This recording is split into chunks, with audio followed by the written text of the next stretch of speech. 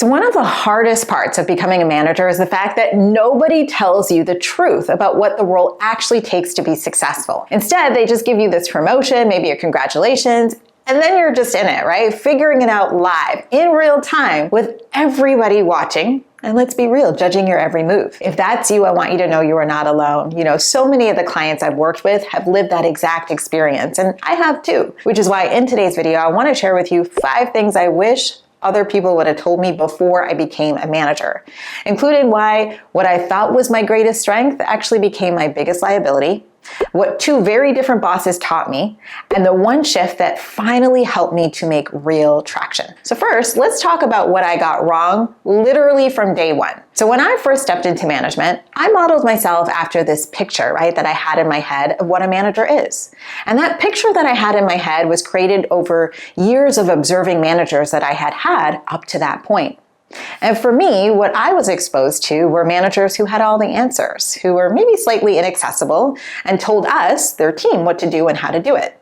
And from where I was sitting at the time, observing them and not knowing any differently, I assumed that that was leadership because it looked like competence. I mean, it was, right? They had answers for everything. So naturally, when I stepped into the role, I thought that leadership was doing the same thing. And it wasn't until I was in the role, drowning, by the way, and got the chance to learn from a really wise people manager that I started to realize that the managers that I had been modeling myself after weren't leading. And I think it was the contrast that really highlighted how off I had been approaching my entire role. In fact, when I sat down and I started to think about it, I was like, these managers I had been modeling myself after, they were always stressed. They were always working crazy hours. No wonder I'm in the same situation. Now, it's important for me to say that, I'm not trying to dog my previous managers. In fact, I have a lot of compassion for the fact that they probably never got training and probably inherited the same picture I did, but from the managers before them. So I guess the point I'm trying to make is most of us walk into management with an inherited picture that was never right to begin with. Because leading is not about knowing everything or answering every question.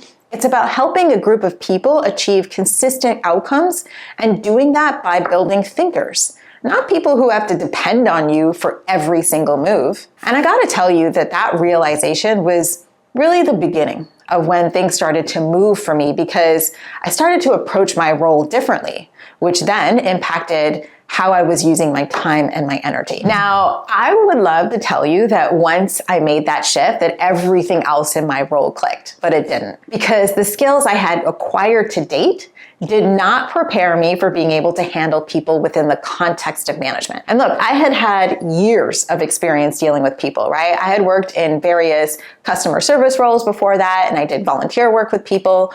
So I kind of thought to myself, yeah, I should be okay with dealing with people. But the truth is that customer service skills and people management skills, they kind of look similar from the outside, but they are completely different in execution. Plus, I'm kind of a systems girl. I love solving problems. That is my true happy place. And so it was kind of an adjustment for me to handle people who didn't want to be held accountable, or people who need validation continuously, or people who shut down the moment you give them feedback. And then, of course, having to address all of that in a way that is direct and kind. It is not easy. And doing all of this relies heavily on EQ.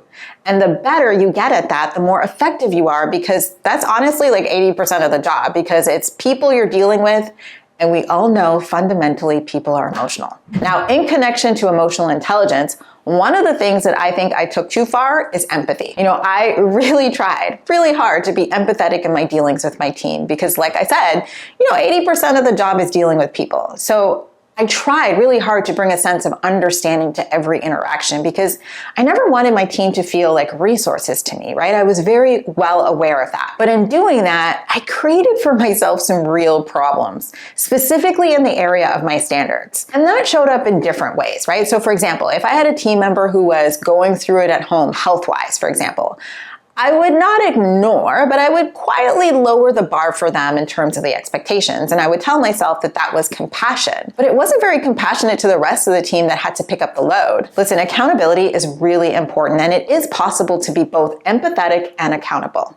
There's a way to do it. And listen, you're not always going to get it right? And people are going to have seasons where work ebbs and flows. And of course, we want to have understanding when someone is struggling. But here's kind of the line in the sand. Have all the understanding in the world for the season that they're in, But don't move the bar because of the season. Change your support, change the plan, make accommodations for a period, but always make a plan for their way back to the line. Now, everything that I just said about holding the bar assumes one thing, that you are crystal clear on what the standard even is, that you have clarity. But where it can get really messy, which is what I learned the hard way, is when what's coming down to you from above is pure chaos, which is actually the fourth thing I wish I knew, which is how to manage up. Because honestly, if you do not know how to manage up, you will be managed by chaos and it will impact your results and sanity. So when I first started out in management, I had one boss, like everyone does. And then I think about maybe like a year in, I ended up with two. It's a long story how that happened, but there were two. And listen, they were great with me. In fact, I owe a lot of what I do today to the both of them. So there is no shade here. But if I'm being honest, they were not aligned with each other. So a lot of times I would get out of meeting with one of them and plan something with my team and then get into a one-on-one with the other and get mixed messaging. And then sometimes we'd be in offsites with the leadership team and they'd be so off from each other that it was like constant whiplash. And I needed to do a much better job at managing that chaos. I think, when I look back, I just had so much respect for the both of them, right? One of them was the managing partner actually of the organization and the other was the VP. And so I think I was in this place of just defaulting to whatever they wanted without question. But at a certain point, I realized that truly respecting them was respecting their decision to put me in that role and using my voice more to surface the misalignment. Because I'm the steward of the department, right? Allowing the whiplash to happen to me was being wasteful of everybody's time and energy. And also, my job was to assert my perspective. Now, of course, they were the final decision makers, but for the most part, I owned my department and I should have operated like it. Now, I know that most of you don't have two bosses, but if you do have a boss who's unclear or changes directions every week, then you are dealing with the same kind of thing, right? Which is this lack of clarity. So pull from my learning. Surface the confusion, come in with your perspective on what should take priority and let them confirm or correct it. Because let me tell you, the sooner you start creating your clarity, the better it'll be for you and your team. Now here's the kicker. Most of what I shared in this video, I actually had to learn the hard way. And it's not because I wasn't trying to learn. I was reading all the books, listening to podcasts. I was doing my best to be resourceful because, of course, I wanted to do this job well. But of course, that wasn't enough because all the books I was reading, the podcasts, they told me the same thing all the time, right? Build trust, set clear expectations, hold people accountable. And of course, none of those things are wrong. It's just that it wasn't usable because there is a difference between knowing what to do and then knowing how to do it. And that how to do it stuff, the practical guidance, usually doesn't come from leadership books and podcasts that are super advanced. It comes through mentorship, guidance, practice, so that you know now how to hold someone accountable that doesn't take ownership, so that you know how to deal with that entitled employee, so that you know how to balance the beam of empathy and directness, right? I learned the most from ideating with my mentor and hearing his stories and practicing conversations with him. That's what accelerated my growth more than any book or podcast did. Now, I know that not everyone has a mentor like I did. In fact, most managers don't. And that's exactly the gap that I built my program to fill.